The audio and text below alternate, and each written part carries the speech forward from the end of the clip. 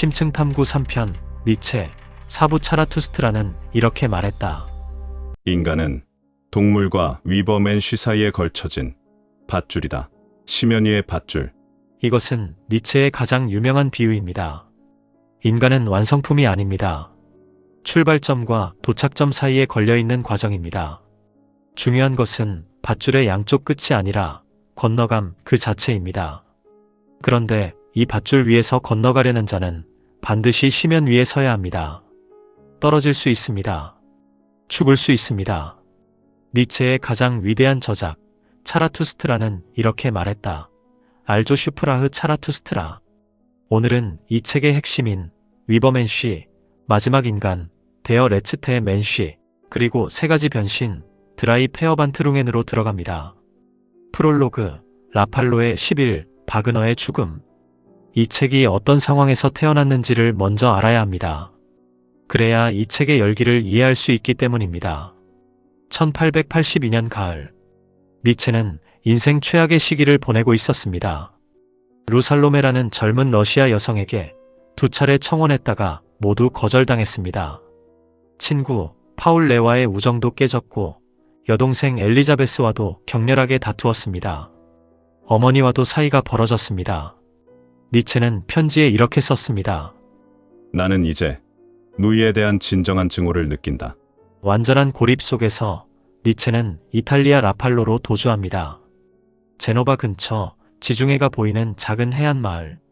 겨울은 춥고 비가 끝없이 내렸으며 그가 머무는 작은 여관은 바다에 너무 가까워 파도 소리에 잠을 이룰 수 없었습니다. 심한 독감에 걸려 몸도 엉망이었습니다.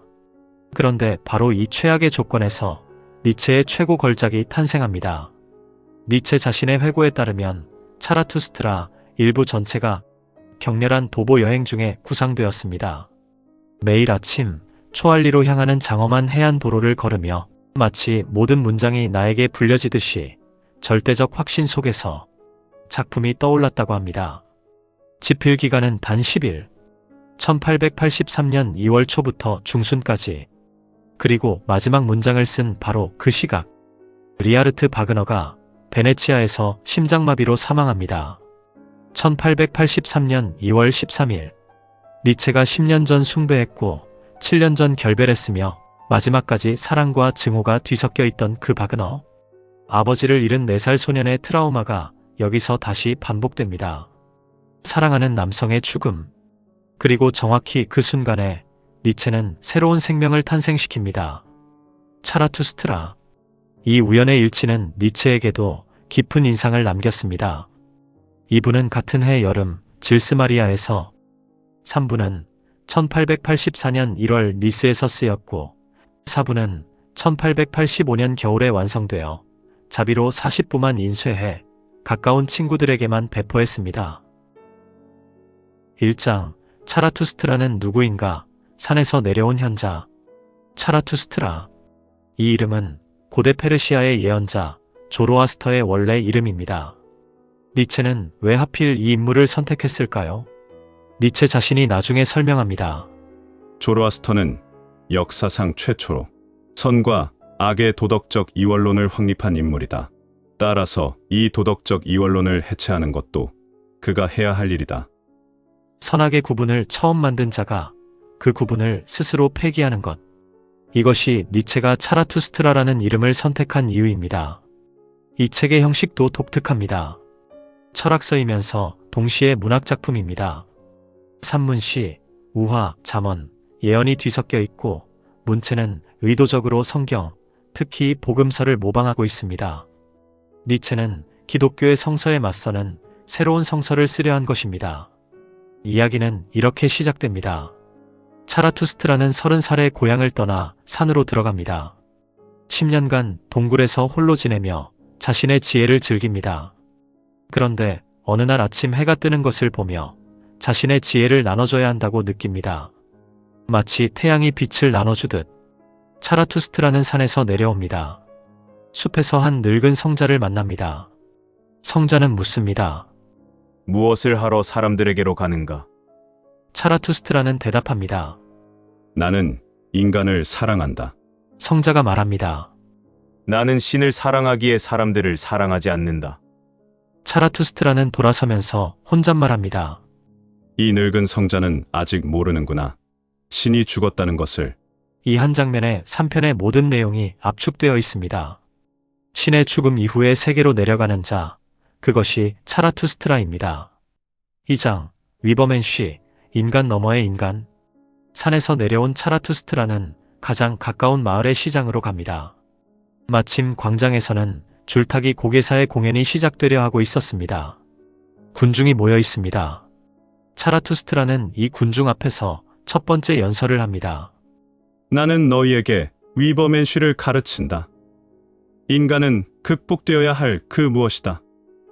너희는 인간을 극복하기 위해 무엇을 했는가? 그리고 이어지는 유명한 비유. 인간은 동물과 위버맨쉬 사이에 걸쳐진 밧줄이다. 심연 위의 밧줄이다. 위험한 건너감, 위험한 도중에 있음, 위험한 뒤돌아봄, 위험한 떨고 서 있음. 위버맨쉬. 이 단어를 어떻게 이해해야 할까요?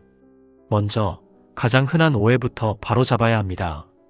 위버맨쉬는 초인, 즉 초능력을 가진 슈퍼맨이 아닙니다. 니체는 인종적 우월성이나 생물학적 진화에 대해 말하는 것이 아닙니다. 니체 자신이 민족주의와 반유대주의를 격렬히 혐오했다는 사실을 기억하십시오. 여동생 엘리자베스가 나중에 니체의 유고를 편집하면서 나치에게 악용될 여지를 만들었지만 이것은 니체 본인의 사상과 정면으로 모순됩니다. 위버맨쉬는 자기 극복을 이룬 인간입니다. 위버는 넘어서라는 뜻입니다.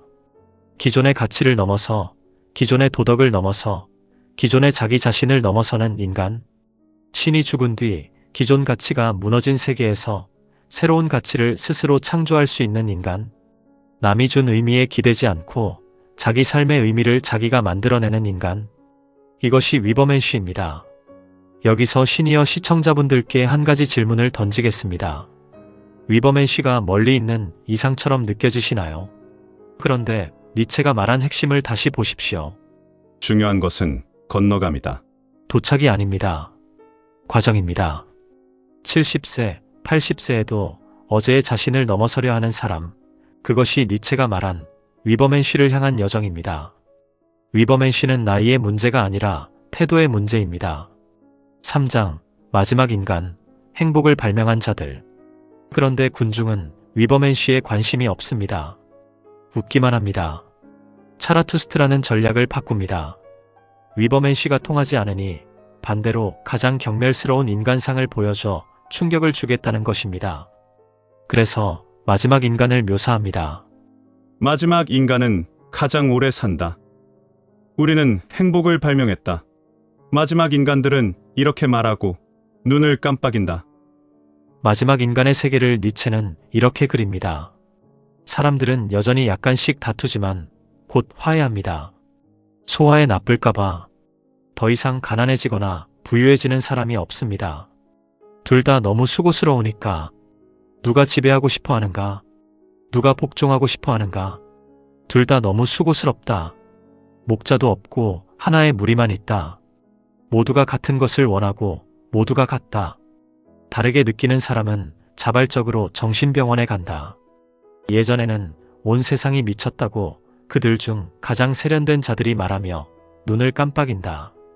낮에는 작은 쾌락, 밤에도 작은 쾌락. 그러나 건강은 잘 챙긴다. 차라투스트라는 이 묘사를 혐오스러운 것으로 제시한 것입니다.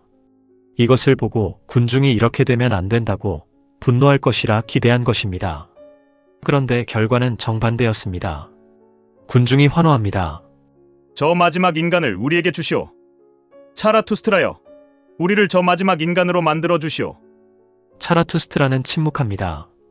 이 군중에게는 가르칠 수 없다. 이 장면이 왜 150년이 지난 지금도 충격적인지 생각해 봅시다. 니체가 묘사한 마지막 인간의 세계, 위험을 피하고 갈등을 최소화하고 작은 쾌락을 추구하며 건강을 최우선에 놓고 모든 차이를 의심하는 세계. 이것이 혹시 우리가 사는 세계와 닮아있지는 않습니까? 우리는 행복을 발명했다고 말하며 눈을 깜빡이는 마지막 인간. 니체는 1883년에 21세기를 예언한 것이 아닐까요? 물론 이것은 니체의 한 가지 시각일 뿐이며 안전과 편안함 자체가 나쁜 것은 아닙니다. 그러나 니체가 경고하는 것은 안전 자체가 아니라 안전만을 추구하다가 인간의 위대함을 포기하는 것입니다. 밧줄 위에 서지 않으려는 것, 시면을 직면하지 않으려는 것, 어떤 위험도 감수하지 않는 삶은 안전하지만 니체가 보기에 그것은 삶이 아닙니다. 4장, 줄타기 고개사, 밧줄 위에서 떨어진 자. 군중이 마지막 인간을 환호하는 바로 그 순간, 줄타기 고개사가 공연을 시작합니다. 밧줄 위를 건너가고 있습니다. 그런데 뒤에서 다른 광대가 쫓아와 고개사를 뛰어넘고 고개사는 균형을 잃고 떨어져 죽습니다.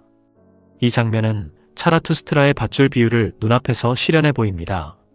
동물에서 위버맨시로 건너가려는 자는 반드시 시면 위에 서야 합니다. 그리고 떨어질 수 있습니다. 건너감은 위험합니다. 자기 극복은 안전하지 않습니다. 차라투스트라는 죽어가는 고개사에게 다가갑니다. 고개사가 두려워합니다. 이제 악마가 나를 지옥에 끌고 가겠지. 차라투스트라가 대답합니다. 악마도 없고 지옥도 없다.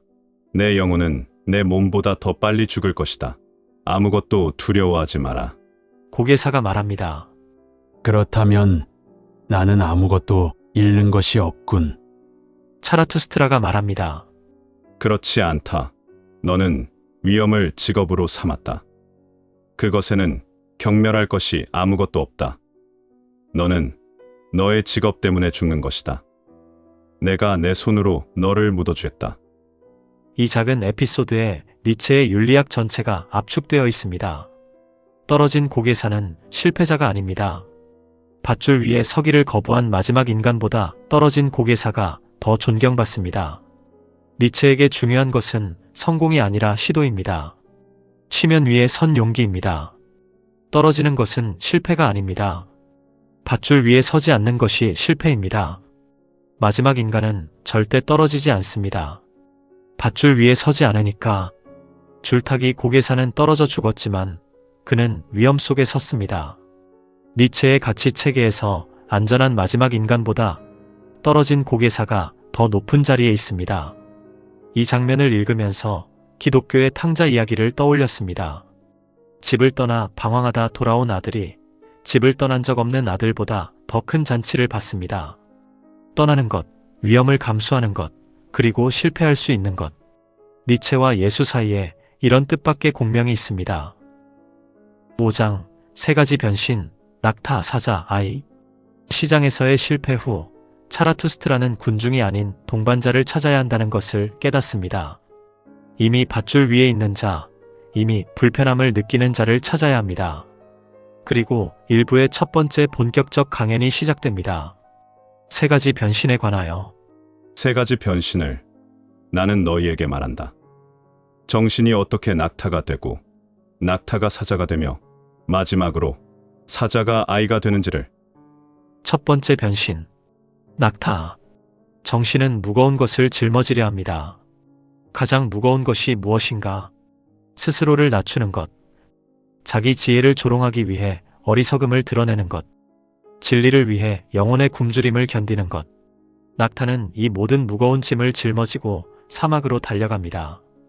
이것은 의무의 단계, 복종의 단계, 전통의 무게를 자발적으로 짊어지는 수련의 단계입니다. 두 번째 변신. 사자. 가장 외로운 사막에서 두 번째 변신이 일어납니다.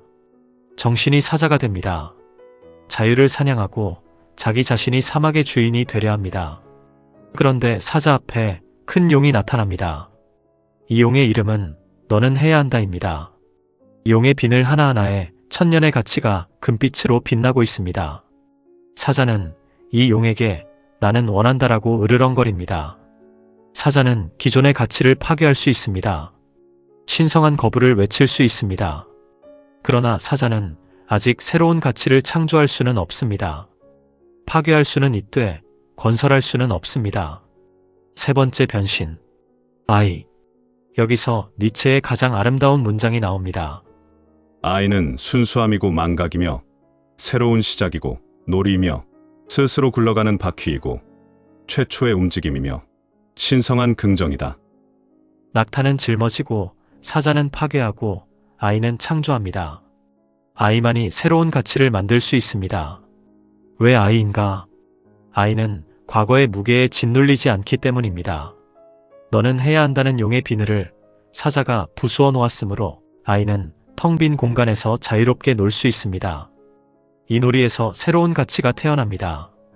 이 세 단계는 마이스터 에크하르트의 신비주의와 놀라운 유사성을 보입니다. 에크하르트의 내려놓음, 겔라센하이트가 사자의 파괴에 해당하고 에크하르트의 영혼의 근저, 제레그룬트에서의 신의 탄생이 아이의 창조에 해당합니다. 방향은 정반대, 에크하르트는 신을 향해, 니체는 인간을 향해지만 구조는 놀랍도록 닮아 있습니다. 6장, 차라투스트라와 예수, 두 예언자의 비교. 차라투스트라의 이야기 구조가 복음서를 닮아 있다는 것은 앞서 말씀드렸습니다. 그런데 이 유사성은 표면적인 것에 그치지 않습니다. 예수는 광야에서 40일을 보낸 뒤 사람들에게 나옵니다.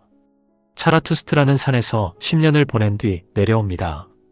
예수는 제자를 모읍니다. 차라투스트라도 동반자를 찾습니다. 예수는 비유로 가르칩니다. 차라투스트라도 비유로 가르칩니다. 예수는 군중에게 거부당합니다. 차라투스트라도 군중에게 거부당합니다. 니체는 의도적으로 기독교의 형식을 빌려서 기독교를 넘어서려 합니다. 모든 신은 죽었다. 이제 우리는 위버맨쉬가 살기를 원한다. 이것은 차라투스트라의 선언이자 니체가 기독교에 대해 내놓은 대안입니다. 그런데 여기서 기독교인으로서 한 가지를 짚어야 합니다. 니체의 차라투스트라와 예수 사이에는 결정적 차이가 있습니다. 예수는 나를 따르라고 말합니다. 차라투스트라는 나를 따르지 말라고 말합니다. 차라투스트라는 제자들에게 말합니다. 너희는 아직 너희 자신을 찾지 못했다. 그래서 나를 찾은 것이다. 이제 나는 너희에게 명한다. 나를 잃어라. 그리고 너희 자신을 찾아라. 이 말은 역설적으로 예수의 가르침과 깊이 공명합니다. 예수도 나를 통하지 않고는이라 말하면서 동시에 제자들이 독립적 신앙인이 되기를 원했습니다. 진정한 스승은 제자를 자기에게 묶어두지 않습니다. 니체와 예수는 이 점에서 만납니다. 에필로그, 모든 신은 죽었다. 이제 위버맨쉬가 살기를. 차라투스트라 일부의 마지막 장, 증여하는 덕에 관하여에서 차라투스트라는 제자들에게 작별을 고합니다. 그리고 이렇게 선언합니다. 모든 신은 죽었다. 이제 우리는 위버맨쉬가 살기를 원한다. 이것이 위대한 정오의 우리의 마지막 의지이기를. 모든 신은 죽었다. 3편의 신은 죽었다가 여기서 복수형으로 확장됩니다.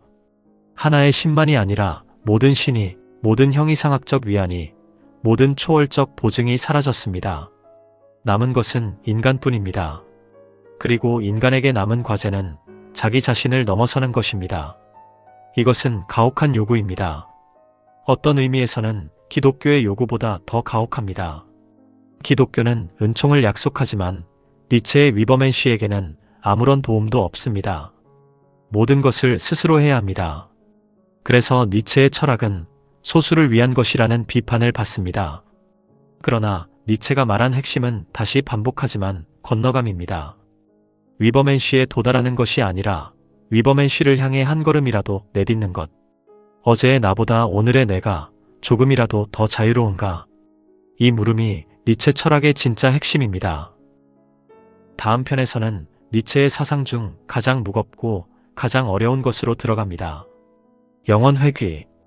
이 삶이 영원히 반복된다면 당신은 이 삶에 그래라고 말할 수 있습니까? 5부에서 만나겠습니다.